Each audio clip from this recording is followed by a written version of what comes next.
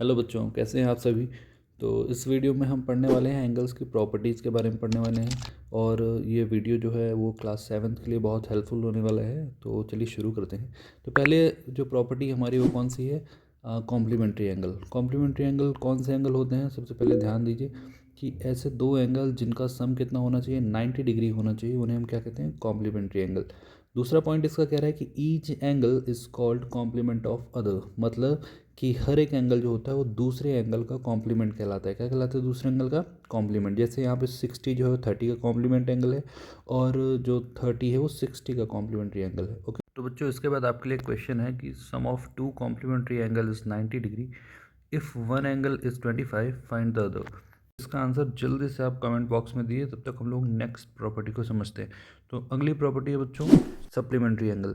Supplementary angle ऐसे दो angle जिनका सम कितना आना चाहिए, 180 डिग्री आना चाहिए, उन्हें हम क्या कहते हैं? सप्लीमेंट्री एंगल कहते हैं। तो बच्चों इसमें तो each angle is the supplement of other, मतलब जो हर एक एंगल होता है वो दूसरे एंगल का सप्लीमेंट होता है। क्या होता है? दूसरे एंगल का सप्लीमेंट होता है। बच्चों एग्जाम्पल में देख सकते होंगे आप कि 100 में अगर 80 को प्लस करेंगे तो 180 डिग्री आंसर आ रहा है यहाँ पे। तो बच्चों ये क्या हो गया? सप्लीमेंट हो गया एक दूसरे के। मतलब 100 जो है 80 का सप्लीमेंट्री एंगल है, और जो 80 है वो 100 का सप्लीमेंट्री एंगल है। अब जो एक चीज़ ध्यान देने वाली बात ये है कि इसकी जो पहचान होती है क्या, कि बिल्कुल स्ट्रेट लाइन में बने हुए। तो ये दोनों एंगल एक स्ट्रेट लाइन में बने हुए होते हैं। ओके बच्चों, तो बच्चों आपके लिए एक क्वेश्चन है कि the sum of two supplementary angle is 180 degree if one angle is 95, find the other. इसका आंसर आपको पता ही है कहाँ दे रहे हैं। तो बच्चों जल्दी से अपना आंसर दीजिए, तब तक हम नेक्स्ट प्रॉपर्टी को समझते हैं। ओके बच्चों, तो अगला एंगल है बच्चों एडजेसेंट एंगल। एडजेसेंट एंगल किसे कहते हैं? Two angles that share a common arm and vertex. मतलब क्या होता है इसका, कि दो एंगल जो कि सेम वर्टेक्स में बने हो, सेम वर्टेक्स में बने हो, और उनकी जो आर्म है वो कॉमन हो। जैसे देखिए बच्चों यहाँ पे आपको एग्जाम्पल में दिख रहा होगा कि इनकी वर्टेक्स भी सेम है और आर्म्स भी सेम है। क्या है? एक आर्म जो है वो सेम है। ये बच्चों दूसरा पॉइंट ये कि दे लाई नेक्स्ट टू ईच अदर। मतलब क्या होता है कि ये दोनों एक दूसरे के अगल बगल में होने चाहिए, ये दोनों एक दूसरे के अगल बगल में होने चाहिए। तो बच्चों ये होता है एडजेसेंट एंगल, बगल वाला एंगल। बच्चों एडजेसेंट एंगल बस नहीं होते, एडजेसेंट साइड्स भी होती हैं। जैसे देख सकते हैं आप कि यहाँ पे जो रेड वाली जो लाइन है उसके जो एडजेसेंट साइड्स हैं वो ये हैं, और अपोजिट साइड जो है वो सामने होती है। तो अपोजिट साइड सामने वाली साइड को कहते हैं, और एडजेसेंट जो होती है वो अगल बगल वाली जो साइड होती है उनको कहते हैं। तो अब बच्चों आपके लिए एक क्वेश्चन है कि two adjacent angle have common vertex and common arm, true और फॉल्स, गिव रीज़न। ओके बच्चों, तो इसका आंसर जल्दी से आप कमेंट में दीजिए, तब तक हम नेक्स्ट प्रॉपर्टी को चलते हैं और देखते हैं। तो नेक्स्ट प्रॉपर्टी है बच्चों क्या? Linear pair. लीनियर पेयर क्या होता है बच्चों? कि two adjacent angle whose sum is 180 degree. मतलब कि दो एडजेसेंट एंगल जिनका टोटल सम कितना आना चाहिए? 180 डिग्री आना चाहिए, उसे हम क्या कहते हैं? Linear pair. तो इसका सेकंड पॉइंट है बच्चों कि they form a straight line, मतलब ये स्ट्रेट लाइन बनाते हैं। इसका थर्ड पॉइंट है क्या, कि linear pair angle are supplementary. मतलब हर लीनियर पेयर एंगल जो होते हैं वो क्या होते हैं? सप्लीमेंट्री होते हैं। और बच्चों एक चीज़ का ध्यान रखिएगा आप कि हर सप्लीमेंट्री एंगल जो होता है वो लीनियर पेयर नहीं होता। क्यों? क्योंकि दोनों लीनियर पेयर जो होते हैं वो एडजेसेंट होते हैं एक दूसरे के, लेकिन सप्लीमेंट्री एंगल ऐसा कंपलसरी नहीं है कि वो दोनों एक दूसरे के एडजेसेंट होंगे।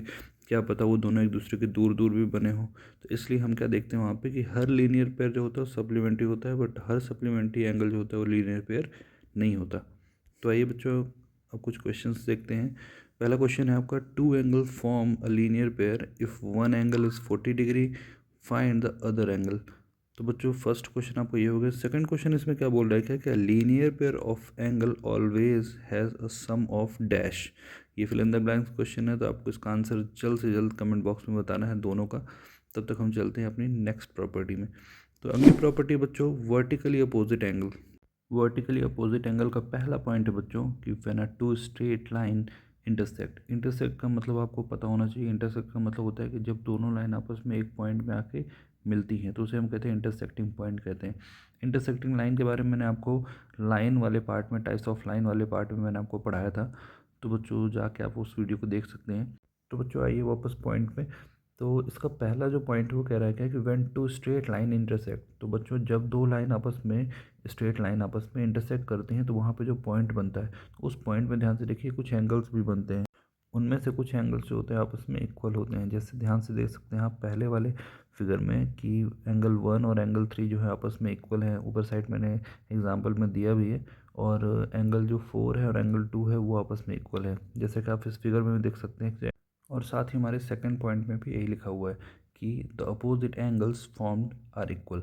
मतलब अपोजिट एंगल जो होते हैं वो इक्वल होते हैं बच्चों, जैसे अभी मैंने आपको बताया।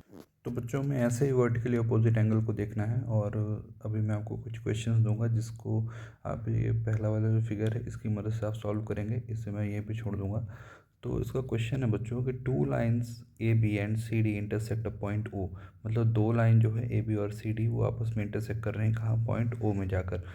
If A O C is 65 degree, अगर ए ओ सी जो है वो 65 डिग्री है तो find the measure of its vertically opposite angle B O D.